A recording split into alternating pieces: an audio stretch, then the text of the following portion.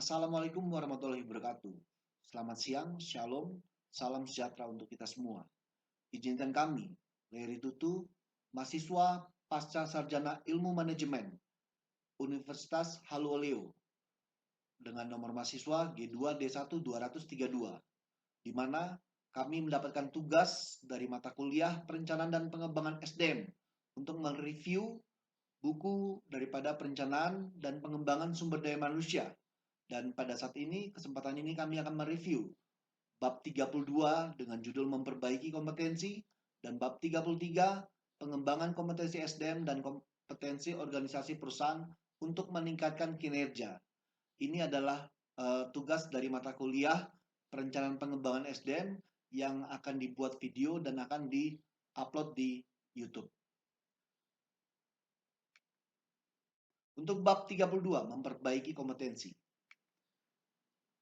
Jenis dan kategori kompetensi, di mana ada beberapa pendapat menurut ahli untuk kompetensi. Yang pertama, dari Laila Spencer dan Signia Spencer, yaitu kompetensi merupakan karakteristik dasar perilaku individu yang berhubungan dengan kriteria acuan efektif dan atau kinerja unggul di dalam pekerjaan atau situasi.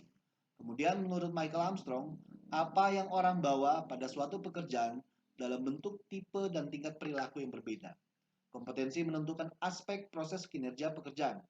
Kemudian menurut praktisi manajemen SDM, deskripsi dari karakteristik seseorang. Sedangkan menurut Margaret Dale, yaitu menggambarkan dasar pengetahuan dan standar kinerja yang dipersyaratkan agar berhasil menyelesaikan pekerjaan atau memegang suatu jabatan. Menurut National Council for Vocational Qualification, dalam Margaret Dale, yaitu kemampuan untuk menjalankan aktivitas. Kemudian menurut Training Agency, yaitu kemampuan untuk menjalankan aktivitas dalam pekerjaan atau fungsi sesuai dengan standar kinerja atau kerja yang diharapkan. Menurut McClellan, yaitu karakteristik dasar personal yang menjadi faktor penentu sukses tidaknya seseorang dalam mengerjakan suatu pekerjaan atau situasi.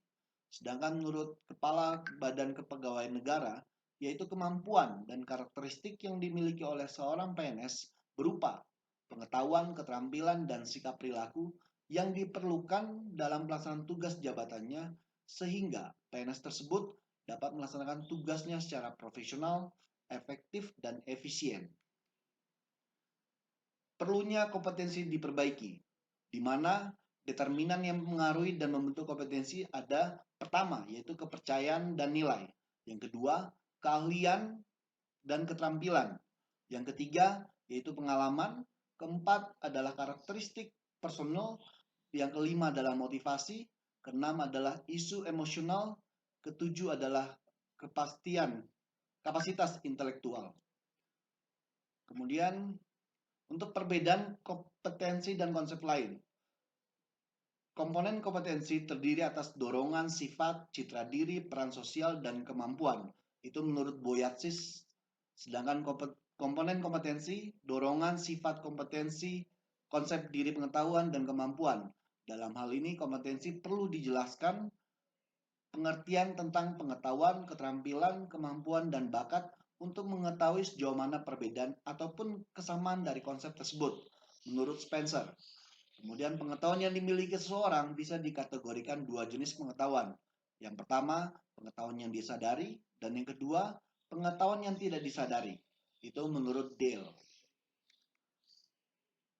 Metode penilaian kompetensi, di mana alternatif untuk desain studi kompetensi yang pertama adalah desain studi terbaik atau klasik dengan menggunakan sampel.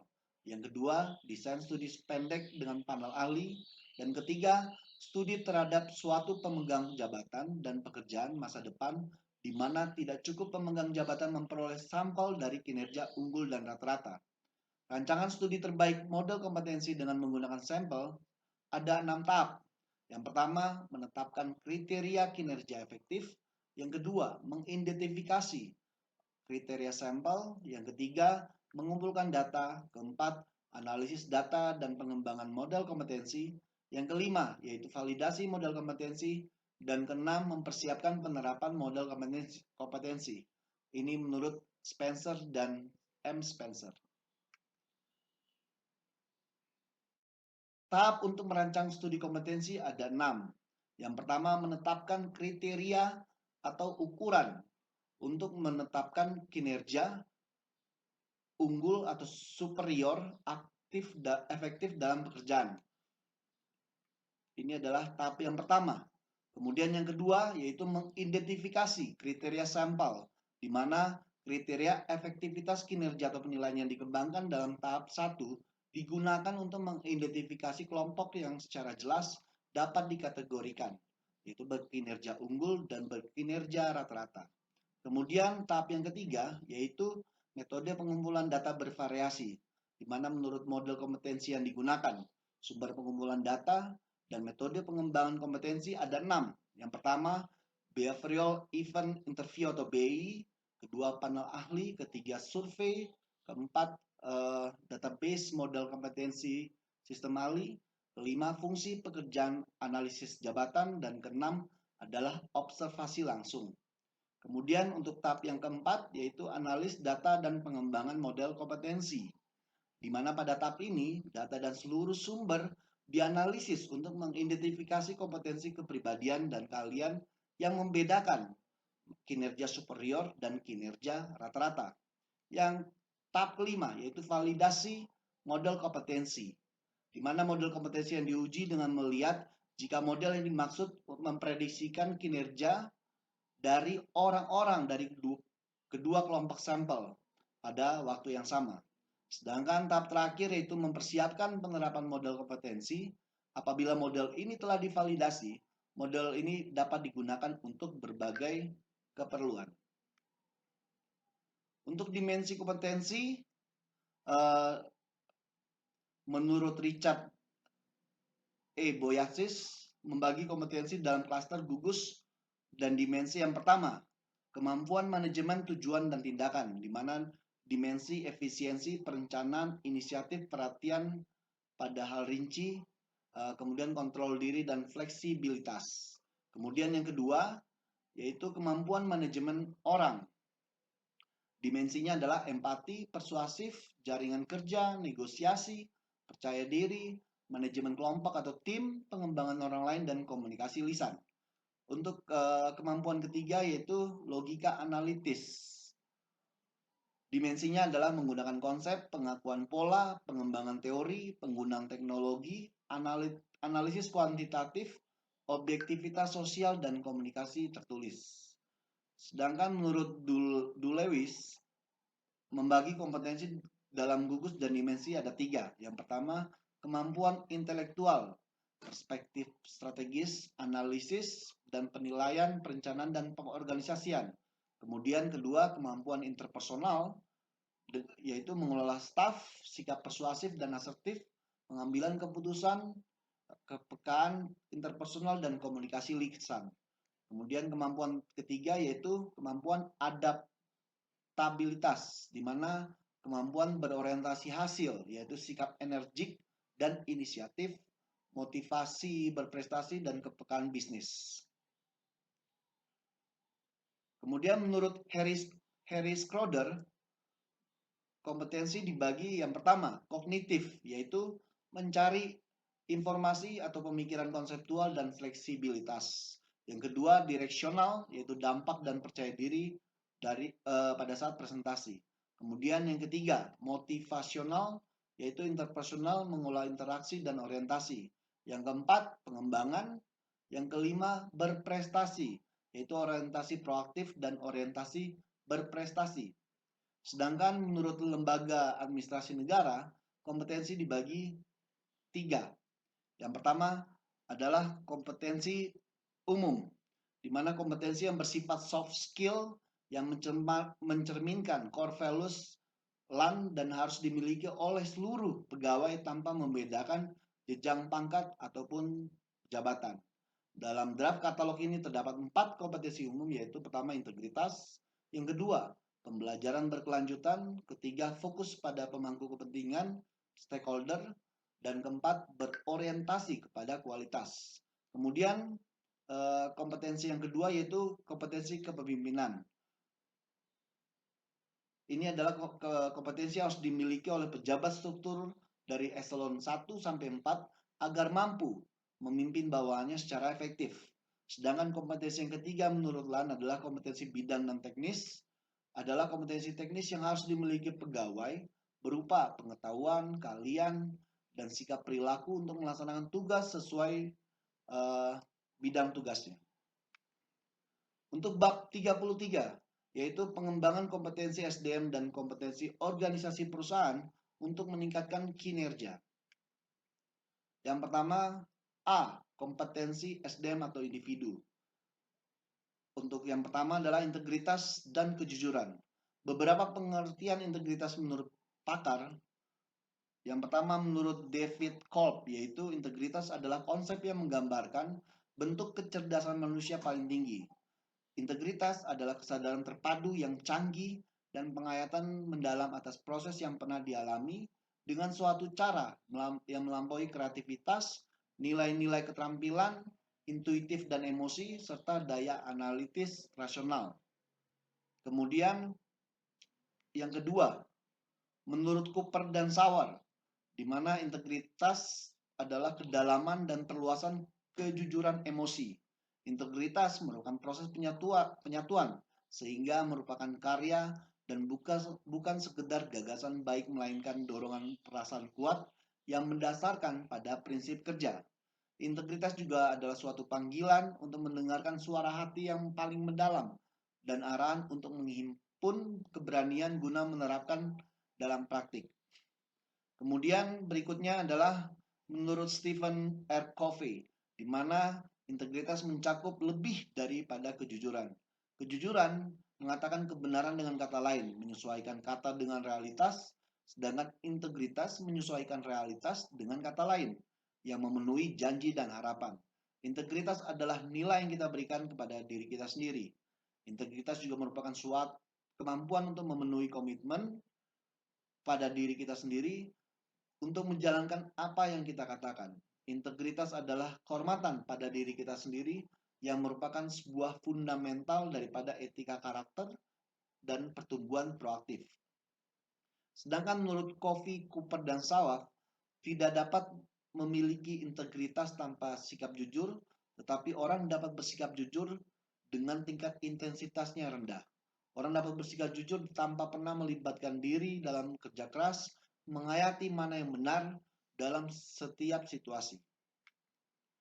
Untuk kedua yaitu kendali diri dan kesadaran diri, di mana kendali diri adalah sebuah kompetensi yang terkait dengan efektivitas personil, kemampuan untuk selalu menjaga ataupun mengontrol emosi agar selalu berada dalam tujuan positif yang dikehendaki individu ataupun organisasi.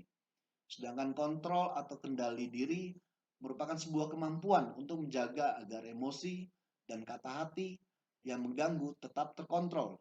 Sedangkan kesadaran diri adalah kemampuan untuk memahami dan mengakui secara mendalam emosi, kekuatan, kelemahan, kebutuhan, dan dorongan. Orang yang memiliki kesadaran tinggi akan memahami bahwa perasaan dan emosi akan berpengaruh terhadap orang lain dalam kinerja dalam pekerjaan. Orang yang memiliki kesadaran tinggi akan memahami nilai dan tujuan organisasi. Kendali diri dan kesadaran diri merupakan pilar dari kecerdasan. Dengan mengolah emosi melalui kendali diri, energi positif emosi akan mengalir dan menggelorakan motivasi individu dalam bekerja. Individu akan selalu berada dalam alur pencapaian tujuan organisasi, dan potensi negatif energi emosi akan dikendalikan, ditahan, sehingga tidak merusak dan menghambat perilaku efektif. Yang ketiga adalah pengembangan diri, yang merupakan kompetensi dengan menunjukkan keinginan untuk tumbuh, belajar, berkembang secara terus-menerus. Keinginan untuk tumbuh dan berkembang merupakan dorongan internal yang mendorong seseorang untuk selalu belajar, menambah pengetahuan, dan ingin lebih baik dari kondisi sebelumnya.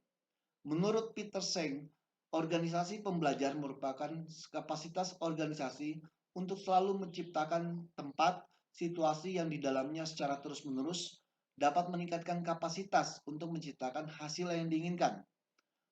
Pola pemikiran baru dikembangkan secara terbuka Inovasi kreativitas selalu diciptakan dalam sistem dan orang pegawai yang selalu belajar bersama secara kolektif. Faktor yang memberi dimensi vital bagi upaya membangun organisasi yang bisa belajar, bisa berkala meningkatkan kapasitas, mewujudkan aspirasi tertinggi mereka, yaitu yang pertama, penguasaan pribadi, di mana organisasi bisa belajar hanya melalui individu yang belajar.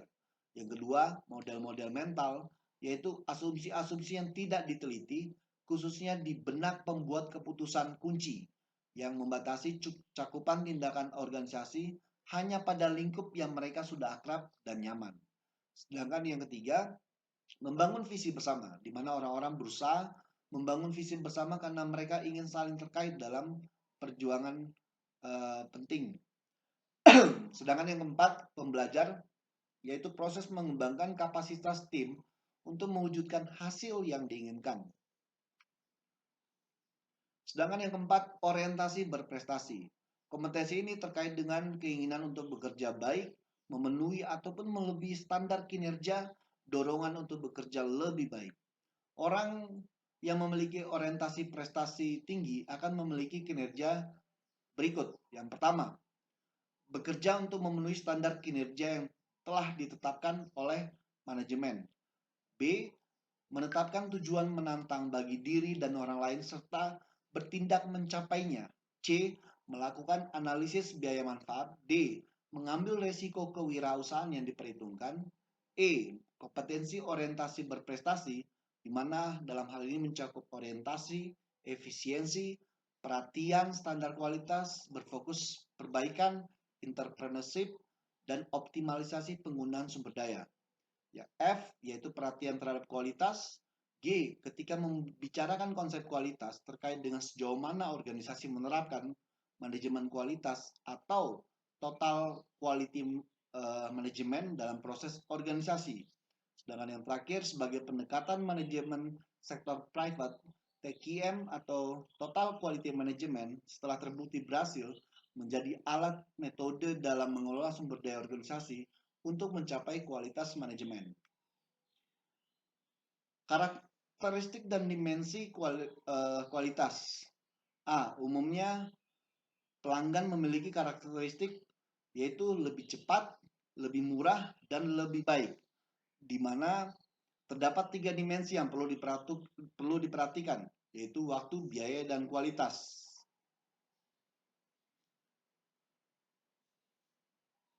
Kemudian untuk karakteristik lebih cepat berkaitan dengan dimensi waktu yang menggambarkan kecepatan, kemudahan, kenyamanan memperoleh produk. Karakteristik lebih murah biasanya berkaitan dengan dimensi biaya yang menggambarkan harga diri dari produk yang harus dibayarkan oleh pelanggan.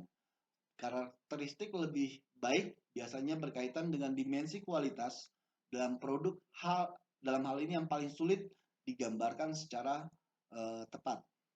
Untuk pendekatan berikut akan berguna untuk memahami ekspektasi pelanggan berkaitan kualitas produk, barang atau jasa.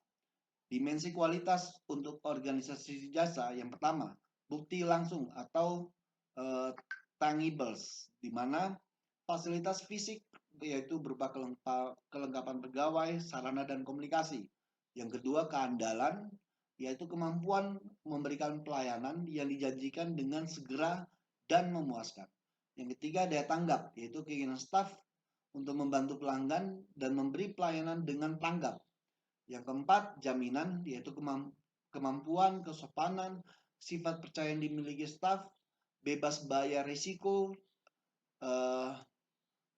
ataupun keraguan-raguan. Sedangkan empati yaitu kemudahan melakukan hubungan, komunikasi baik, memahami kebutuhan pelanggan, itu menurut Zehmil, Berry, dan para suruman. Keyakinan diri yaitu merupakan perasaan positif dan kuat tentang harga diri. Menurut Goldman, orang yang memiliki kepercayaan diri kuat akan memiliki sikap yang pertama, bertindak atas dasar keputusan, kendati pun tidak disetujui oleh orang lain. Yang kedua, menampilkan dirinya dengan cara yang mengesankan dan kuat. Yang ketiga, menyatakan atau menunjukkan kepercayaan dalam penilaian kemampuannya. Yang keempat, menyatakan posisinya secara jelas dan penuh percaya diri dalam konflik dengan atasan. Yang kelima, mengambil tanggung jawab pribadi terhadap kesalahan ataupun kegagalan dan kelemahan.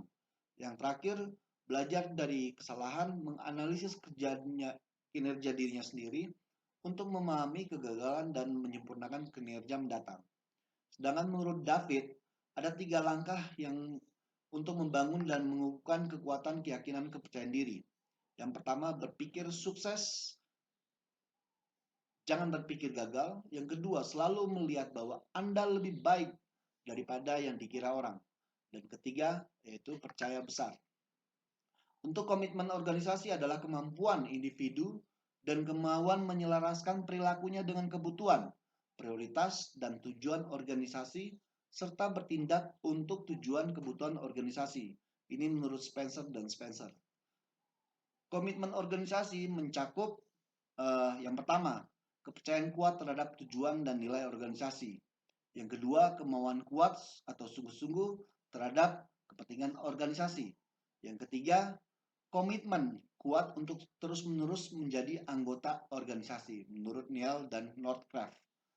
3 komitmen organisasi menurut Mayer dan Allen. Yang pertama adalah komitmen afektif, yaitu komitmen yang menimbulkan perasaan memiliki dan terlihat dalam organisasi.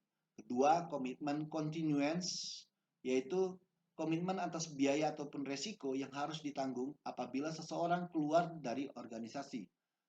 Yang ketiga adalah komitmen normatif, yaitu komitmen yang menimbulkan keinginan perasaan pegawai untuk tetap tinggal di sebuah organisasi. Sedangkan menurut Armstrong, komitmen mencakup yang pertama penyatuan dengan tujuan nilai perusahaan organisasi. Yang kedua, keinginan untuk tetap bersama dalam organisasi. Yang ketiga, kesediaan bekerja keras atas nama organisasi. Kesimpulannya adalah komitmen organisasi merupakan kompetensi dalam mengikatkan dirinya terhadap nilai dan tujuan organisasi.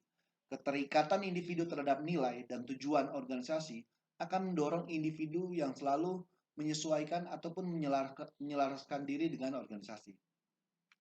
Untuk yang ketiga yaitu inisiatif dan proaktif. Kompetensi ini terkait kemampuan individu untuk mengambil tindakan tanpa harus diperintah, mengerjakan sesuatu yang lebih daripada yang dipersyaratkan pekerjaan, dan menciptakan kesempatan baru. Menurut Stephen Covey, sikap proaktif adalah sikap yang digerakkan oleh nilai yang sudah dipikirkan secara cermat, diseleksi, dan dihayati, dan jika nilai untuk menghasilkan kerja berkualitas, maka nilai ini bukan sekedar fungsi dari cuaca yang menyokong atau tidak. Sikap proaktif terkait sikap tanggung jawab.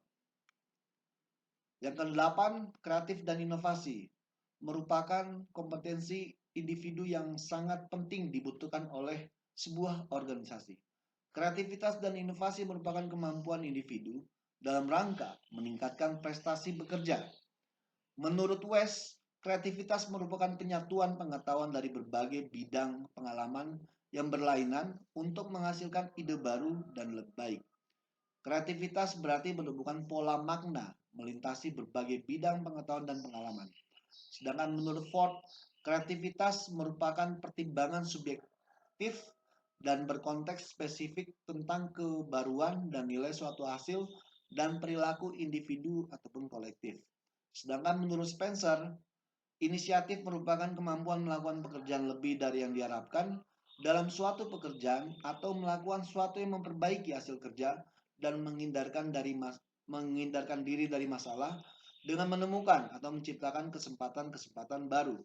Sedangkan menurut Zwell, inovasi adalah kompetensi yang dengannya orang menghasilkan ide, metode, solusi, produk baru, dan inovasi melibatkan orientasi terhadap kreativitas dan penemuan.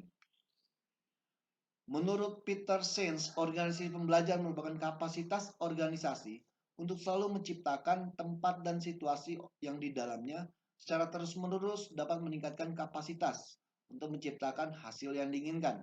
Pola pemikiran baru dikembangkan secara terbuka. Inovasi, kreativitas selalu diciptakan dalam sistem dan pegawai selalu belajar bersama secara kolektif. Sedangkan menurut Michael West, orang kreatif selalu memiliki yang pertama, A. Nilai-nilai intelektual dan artistik. B. Ketertarikan pada kompleksitas. C. Kepedulian pada pekerjaan dan pencapaian. D. Ketekunan. E. Pemikiran mandiri. F. Toleransi terhadap ambiguitas. G. Otonom, yaitu cenderung mengarahkan diri sendiri dan kurang bergantung pada orang lain. H. Kepercayaan diri, yaitu memiliki kepercayaan diri kuat, percaya kemampuan yang dimiliki. Dan H. Kesiapan mengambil resiko, di mana memiliki siap dengan segala risiko yang dihadapi, hidup baru yang ditawarkan, mencoba cara baru, dan menyampaikan perubahan kepada orang lain. 9. Kemampuan kognitif, di mana kemampuan kognitif dibagi atas dua. Yang pertama, kemampuan berpikir analitik, yaitu kompetensi dalam hal cara menyelesaikan, memilah, dan membandingkan berbagai situasi secara sistematis, menggunakan logika berpikir, mengetahui alasan sistematis, menganalisis dan menyelesaikan masalah secara cepat. Sedangkan yang kedua yaitu kemampuan berpikir konseptual, di mana yaitu kemampuan memahami situasi permasalahan dengan menggabungkan secara bersama, melihat gambaran garis besar, mengidentifikasi pola atau hubungan situasi yang tidak jelas, kemudian mengidentifikasi isu kunci dalam situasi yang kompleks. Yang ke-10 yaitu kemampuan mengelola perubahan, di mana menurut Robbins perubahan organisasi mencakup 4 kategori, yaitu struktur, teknologi, penataan fisik, dan perubahan orang. Sedangkan menurut Becker, berdasarkan hasil penelitian di Universitas Michigan terhadap para profesional di lingkungan perusahaan, lebih dari 91 perusahaan dunia, di mana kompetensi yang harus dimiliki SDM untuk dapat menopang manajemen strategi organisasi ada 3, yaitu pengetahuan bisnis, praktik perilaku penyelenggaraan SDM, dan ketiga yaitu manajemen perubahan. Dari ketiga kompetensi ini, yang tertinggi adalah pengetahuan bisnis yang akan mempengaruhi efektivitas dan profesionalisme SDM. 11. Menurut Kotter, langkah untuk melakukan perubahan organisasi yang pertama, menimbulkan atau menciptakan perasaan akan urgensi atau mendesaknya sebuah perubahan. Yang kedua, membentuk koalisi penuntun untuk melakukan perubahan. Mengidentifikasi kekuatan kelompok yang mendukung perubahan. Ketiga, mengembangkan visi dan strategi perubahan. Keempat, mengkomunikasikan visi perubahan. Kelima, memberdayakan orang lain untuk bertindak sesuai visi. Keenam, merencanakan menciptakan kemenangan jangka pendek ataupun perbaikan kinerja jelas dan memberi imbalan kepada pegawai. Yang ketujuh, mengonsolidasikan perbaikan untuk menghasilkan perubahan lebih baik. Dan yang terakhir yaitu mengembangkan pendekatan baru dalam budaya. Ada 3 kombinasi utama dalam menyiasati perubahan agar perubahan yang diimplementasikan berhasil dan sukses. Yang pertama yaitu strategi pengembangan organisasi berkelanjutan, di mana memadukan pembentukan budaya, desain peran, dan pencocokan orang dengan pekerjaan. Yang kedua yaitu strategi pengembangan kinerja berkelanjutan, yaitu memadukan manajemen kinerja, penghargaan, dan pencocokan orang dengan pekerjaan.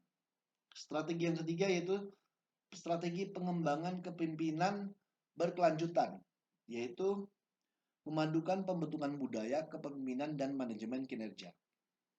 11. Orientasi pelayanan. Kompetensi orientasi pelayanan kepada pelanggan mencakup yang pertama, kemampuan individu untuk membantu dan melayani kebutuhan pelanggan.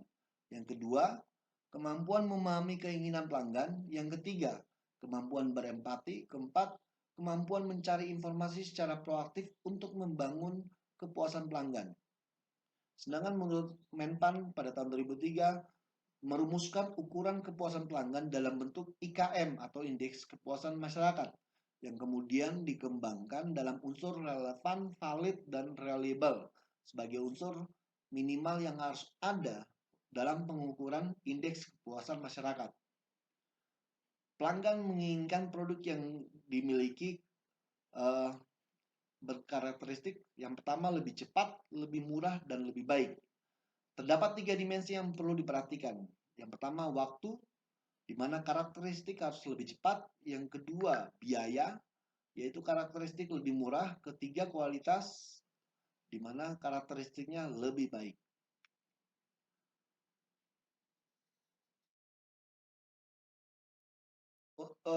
Ukuran kualitas pelayanan dalam dimensi.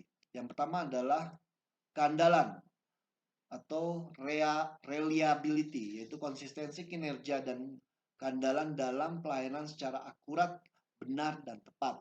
Yang kedua, daya tanggap atau responsiveness, yaitu keinginan dan kesiapan pegawai dalam menyediakan pelayanan tepat waktu. Kemudian ketiga, kompeten atau competence, yaitu keahlian dan pengetahuan dalam memberikan pelayanan. Keempat, akses, sejauh mana pelayanan mudah diakses oleh pengguna layanan. Yang kelima, kesopanan atau courtesy, yaitu kesopanan santunan, rasa hormat, perhatian, bersahabat atau friendly dengan pengguna pelayanan. Yang keenam, komunikasi atau communication, kemampuan menjelaskan atau menginformasikan pelayanan kepada pengguna layanan dengan baik sehingga pengguna layanan dapat mengerti dan memahami. Yang ketujuh, kejujuran atau credibility, kejujuran dan dapat dipercaya dalam memberikan layanan kepada pelanggan. Yang ke-8 yaitu keamanan atau secure, di mana bebas dari bahaya, keamanan secara fisik, risiko, dan aman secara finansial. Kemudian berikutnya adalah pengetahuan terhadap pelanggan atau knowing the customer, di mana berusaha mengetahui kebutuhan pelanggan, belajar dari persyaratan khusus daripada si pelanggan. Terakhir yaitu bukti langsung atau tangibles. Untuk ke-12, kepemimpinan, di mana menurut Armstrong, kepemimpinan merupakan sebuah proses memberi inspirasi kepada semua pegawai agar bekerja sebaik-baiknya untuk mencapai hasil yang diharapkan. Kepemimpinan adalah cara mengajak pegawai agar bertindak benar, mencapai komitmen, dan memotivasi mereka untuk mencapai tujuan bersama. Esensi kepemimpinan adalah apakah pemimpin itu terlahir atau bakat alami, turunan, dan dapat dipelajari dan diciptakan seringkali masih diperdebatkan. Menurut George Lewin dan Richard Stringer, iklim kerja mengacu pada 6 kunci faktor yang berpengaruh terhadap lingkungan kerja organisasi. Yang pertama, fleksibilitas, yaitu seberapa luas seorang pegawai melakukan inovasi. Yang kedua, rasa tanggung jawab terhadap organisasi. Ketiga, level standar yang ditetapkan oleh orang. Keempat, perasaan ketetapan orang terkait umpan balik kinerja ataupun reward. Kelima, kejelasan misi dan nilai. 6, level komitmen. Sedangkan menurut Goldman, ada 6 gaya kepemimpinan. Yang pertama, coercive. Kedua, otoritatif. Ketiga, afiliatif. Keempat, demokratif. Kelima, pace setting. Dan terakhir adalah coaching. Untuk kemampuan manajerial merupakan sebuah kompetensi manajerial terkait dengan kemampuan orang dalam kapasitasnya sebagai manajer untuk mampu melakukan fungsi manajemen. Menurut Luther Gulick, fungsi manajemen mencakup adalah pertama, planning, organizing, staffing, directing, coordinating, reporting, dan budgeting, atau yang biasa disingkat POSDCORP. Sedangkan menurut Bapak Manajemen, George Terry, fungsi manajemen meliputi planning, organizing, actuating, dan controlling, atau disingkat POAC. Teori ini yang paling sering digunakan dalam melihat sebuah ilmu manajemen. Yang ke-14 yaitu membangun kerjasama. Kerjasama merujuk pada upaya atau menyelesaikan tugas dalam kerangka mencapai tujuan oleh perorangan atau antar satuan kerja, di mana masing-masing memiliki tugas yang dilakukan secara sinergis. Kerjasama kelompok merupakan kompetensi SDM terkait kemampuan ataupun dorongan untuk bekerja sama dengan orang lain, kemampuan untuk merasa bahwa bagian dari anggota kelompok dalam mencapai tugas tujuan organisasi. Menurut Parker beberapa karakteristik tim yang efektif. Yang pertama, yaitu memiliki tujuan yang jelas, di mana terrefleksi dalam visi, misi, tujuan ataupun tugas, di mana setiap anggota menerima tujuan itu. Yang kedua, informality, yaitu dikembangkan sikap hubungan yang menyenangkan ataupun akrab. Yang ketiga, partisipasi, di mana hadirnya partisipasi anggota dalam setiap pengambilan keputusan. Yang keempat, mendengarkan, yaitu setiap anggota kelompok didengarkan dalam berpendapat ataupun aspirasinya. Yang kelima, pertentangan sopan dan beradab. Walaupun dalam kelompok ada perbedaan pendapat ataupun pertentangan, tim harus dapat tetap menghargai dan ada penyelesaian yang lebih baik. Yang keenam, F, yaitu keputusan bersama. Jadi untuk keputusan penting tertentu sedapat mungkin melalui diskusi, bukan melalui voting. Yang ketujuh, komunikasi terbuka, di mana anggota tim bebas mengekspresikan perasaan dalam tugas. Kemudian berikutnya adalah peran dan tugas pekerjaan yang jelas, di mana pekerjaan tugas didefinisikan secara jelas, sehingga akuntabilitas anggota tim ada harapan yang jelas dari anggota tim terkait tugas dan pekerjaannya mereka. Berikutnya adalah kepemimpinan bersama, di mana pemimpin formal mengembalikan perilaku tepat, keterampilan anggota tim, dan norma positif. Kemudian berikutnya adalah hubungan eksternal. Hubungan eksternal, di mana anggota tim perlu mengembangkan kemampuan hubungan eksternal untuk dapat memobilisasi sumber dan membangun kredibilitas. Kemudian K, perbedaan gaya, yaitu tim memiliki spektrum tipe luas yang menekankan perhatian pada tugas, tujuan, fokus, proses, dan pertanyaan seputar tim. Kemudian yang terakhir adalah penilaian diri, di mana tim melakukan penilaian diri atas efektivitas kinerja dalam penyampaian tugas. Kemudian menurut Kreitner, tim adalah kelompok kecil dengan keterampilan saling melengkapi yang memegang teguh tanggung jawab bersama, timbal balik untuk tujuan, sasaran, dan pendekatan bersama. Yang ke-15, mengelola konflik. Menurut Robbins, konflik merupakan proses diawali ketika suatu pihak merasa pihak lain telah mempengaruhi secara negatif atau akan segera mempengaruhi secara negatif sesuatu yang menjadi perhatian pihak pertama. Konflik dalam organisasi bila tidak dikelola dengan baik akan menimbulkan disintegrasi organisasi dan kemudian menuai kegagalan dalam mencapai tujuan. Disintegrasi kemungkinan terjadi karena yang pertama, konflik tujuan. Kedua, terjadi konflik peranan. Ketiga, konflik gaya manajemen atau kepemimpinan. Beberapa gaya konflik, yang pertama gaya menang kalah, kedua gaya kalah atau mengalah, ketiga gaya kalah atau meninggalkan, keempat gaya kompromi, dan kelima gaya menang-menang. Kompetensi inti organisasi, kompetensi jabatan, dan kompetensi individu ataupun SDM. Yang pertama, kompetensi inti organisasi. Kompetensi inti organisasi dibentuk dari strategi organisasi yang tercermin dalam rencana strategis organisasi dan lingkungan strategis organisasi. Kompetensi ini menjadi dasar dalam menentukan kompetensi apa yang dibutuhkan, diisyaratkan pada kompetensi jabatan dan akhirnya kompetensi individunya. Yang kedua, kompetensi jabatan, yaitu kompetensi yang dibutuhkan jabatan tertentu sehingga jabatan tersebut nantinya dapat diampu ataupun dipangku seseorang yang memenuhi persyaratan jabatan. Yang terakhir, kompetensi individu atau SDM, yaitu kompetensi yang harus dimiliki seseorang untuk dapat menduduki jabatan tertentu.